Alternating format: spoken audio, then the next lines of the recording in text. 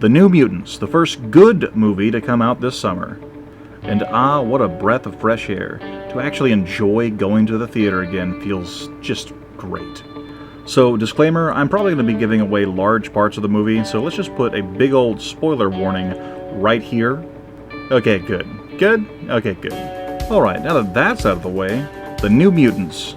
Interestingly, this movie has been put on hold for at least a year before it has finally come out, and it's the last X-Men related movie to be distributed by Fox, so it's nice to see that their swan song actually worked. And for the record, it did. This movie is a ton of fun.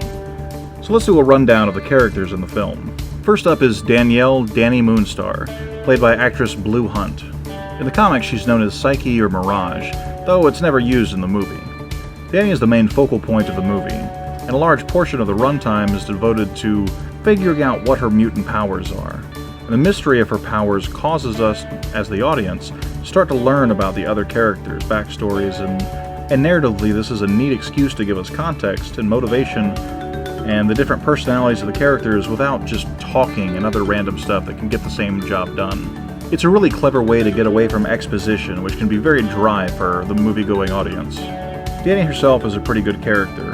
Confused and sad at first, but she really finds courage at the end and has a substantial amount of growth throughout the film. She's introduced as the new girl at this facility that all these mutants are currently being held in, and it's a really good way for us to learn more about the setting that she finds herself in.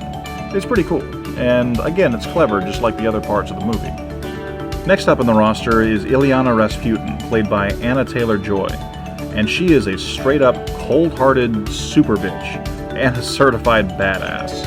In the comics, she goes by Magic, and she's the sister of the X-Man Colossus, although it's never actually mentioned in the film. She's very rude and standoffish at first, and for a large portion of the runtime, you just kinda hate her.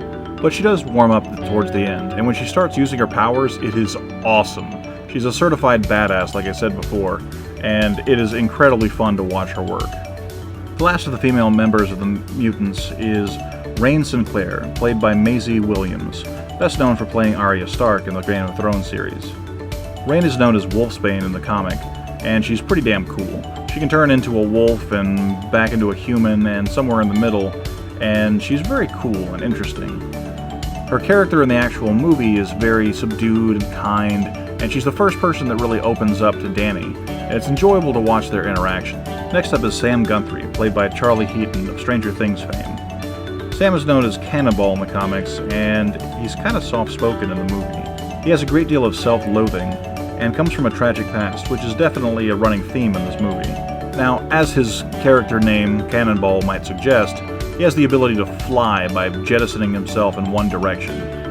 It's cool to watch him use those powers every once in a while. The character, by and large, is very fun to watch and enjoyable. He seems like a good guy, and someone that you kind of root for throughout the movie. The last and sadly least is Roberto da Costa, played by Henry Zoga. And that's not to say that he does a poor job acting, it's just that out of all the characters, or at least the 5 that are the main cast, he's the one that gets the least amount of development, so I guess somebody had to get the short stick.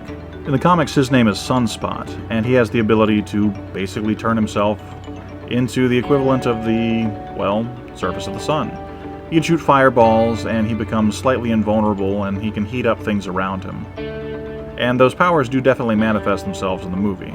Like the others, Roberto comes from a tragic past, and they're all kind of there trying to figure out what's going on. Or at least that's what the premise of the movie and everything that they've been told is up until that point.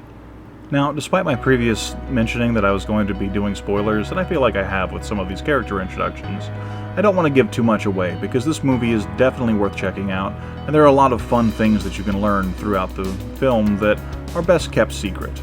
So anyway, The New Mutants is in theaters now, and it's well worth checking out. So if you can, support your local theaters and enjoy this fun movie.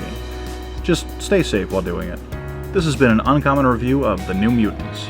If you like this video, feel free to like, share, and subscribe. New reviews come out every Wednesday and Friday. And hey, feel free to leave me a comment telling me what you think I should review next. Or hell, just tell me what a bad job I'm doing. Anyway, have fun at the movies, and I'll see you next time.